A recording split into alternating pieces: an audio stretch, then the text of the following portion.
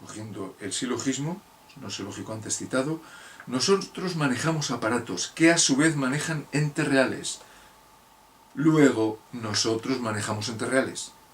Y se olvida la imprescindible mediación de los aparatos. Este es otra carta que aquí, cuando estamos tocando la hiperrealidad, quisiera destacar, que no es en vano el uso de los aparatos y que sin los aparatos es imposible trabajar, desvelar, conocer la realidad, porque son ellos los que relatan, los que trasducen, los que nos permiten acceder a algo más allá de la posibilidad del ojo humano.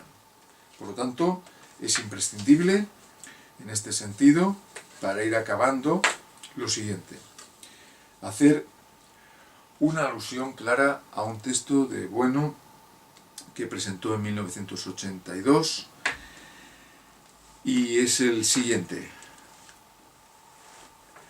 el sentido de mi interpretación es llamar la atención sobre la importancia de la interpretación gnoseológica de los aparatos.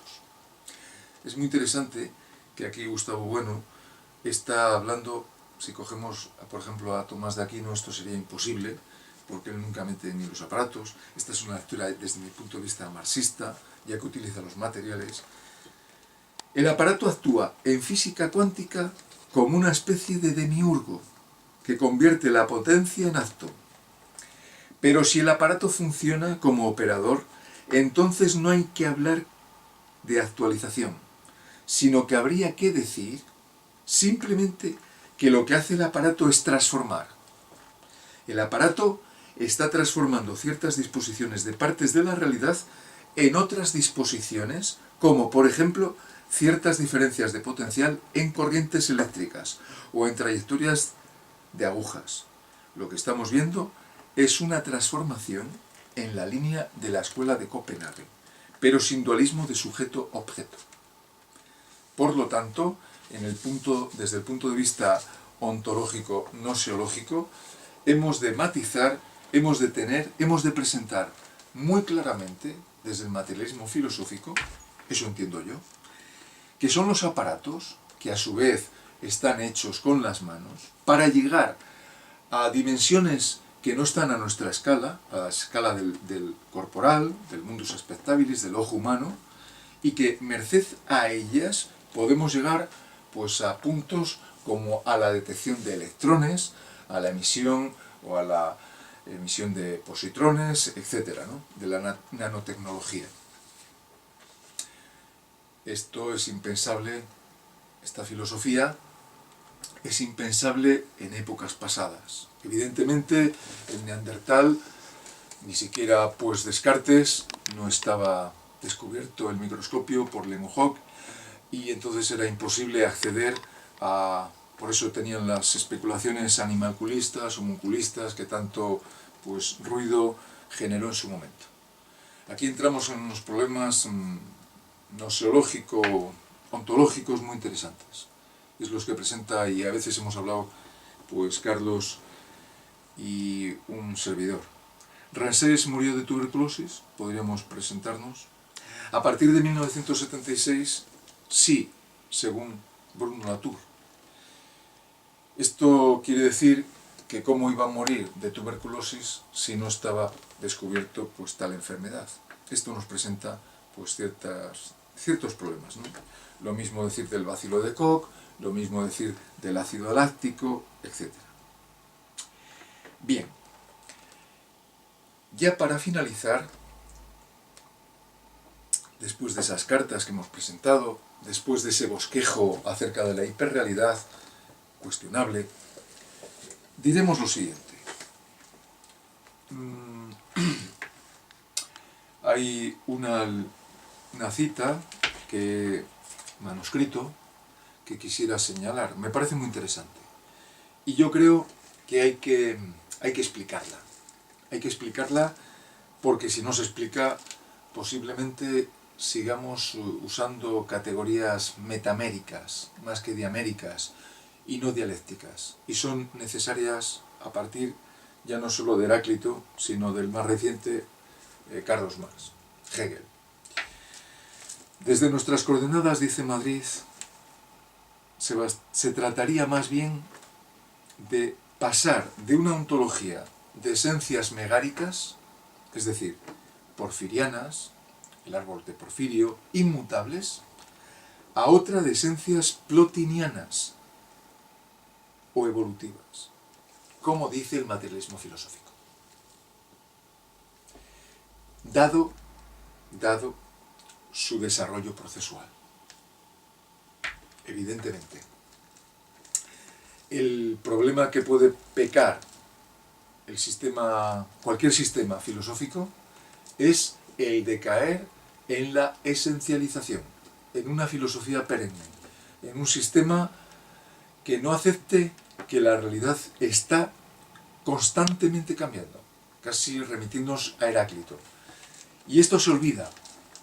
Y como se olvida, se cree que lo que es esta conversación, por ejemplo, este autologismo, o dialogismo en este caso, pudiera ser algo pues definitivo, cuando no es más que una grabación que está condenada a ser triturada, como la propia realidad, que a su vez puede generar efectos y que un servidor está propulsado por efectos de la propia realidad. Y una de la propia realidad que está propulsado es por haber leído el libro de Carlos Madrid, en el cual se ha de asumir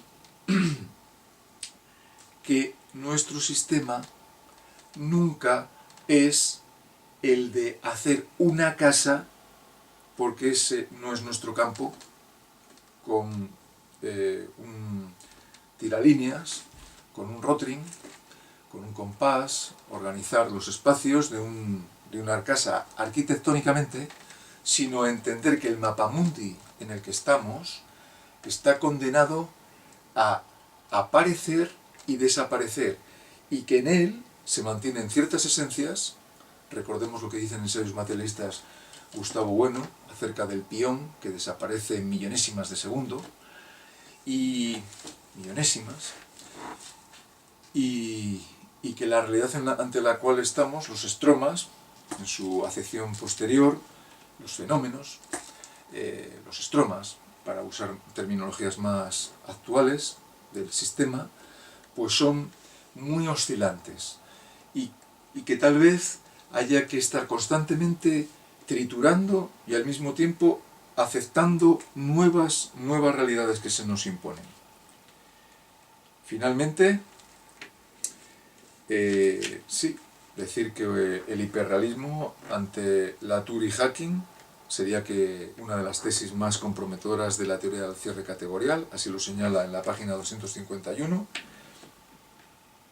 pero de acuerdo a lo que acabo de decir, y posiblemente cambiando el término hiperrealismo, que a lo mejor no hace falta cambiarlo, porque lo importante es la semántica, el significado, pero a veces es muy importante el significante, decir y señalar, como decía Gustavo Bueno, lo siguiente: el hiperrealismo, según Bueno, hay que sostener que la realidad no es algo perfecto, sino algo infecto, infieri, y por lo tanto hay que remitirnos a una nota para acabar, que tiene una trascendencia fundamental en este asunto.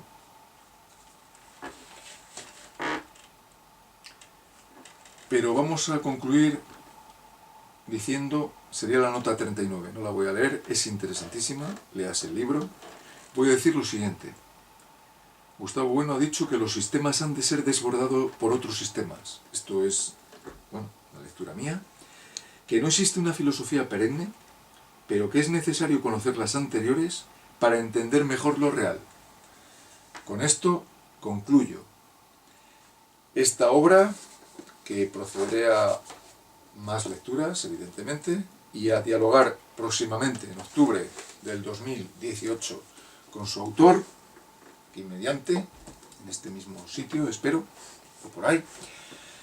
Esta obra es un ladrillo más del materialismo filosófico que sirve para intentar frenar pues, el ritmo de insipiencia, de ignorancia, y que sería para los filósofos que se consideran de letras un buen acicate para no caer en el problema que Snow planteó en Las dos culturas, este químico novelista que se reía, y desde mi punto de vista, con razón, y por eso quisiera invitarnos a los que estamos en esta profesión de la filosofía, a no conformarnos con las literaturas, sino a curtirnos en obras que llevan mucho tiempo, mucho esfuerzo, y que suponen pues un aldabonazo